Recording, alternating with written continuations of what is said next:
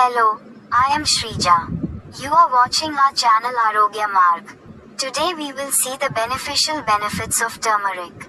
Turmeric is not only used in daily meals, but let's see its more miraculous benefits later. Boosts immunity.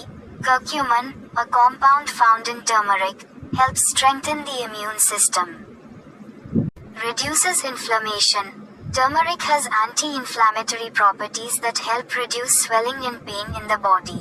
Improves digestion. Turmeric improves digestion and helps reduce stomach problems. For skin, turmeric brightens the skin, reduces spots, and helps relieve skin problems. Strengthens bones.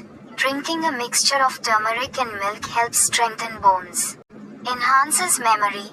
Turmeric helps improve memory and is beneficial for the brain. Helps in weight loss. Compounds in turmeric boost metabolism, aiding in weight loss. Reduces depression.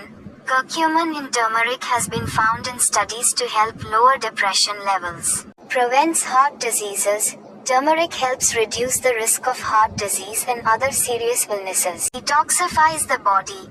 Turmeric helps remove toxins from the body. If you like the video, please like the video and click the bell icon to subscribe to the channel.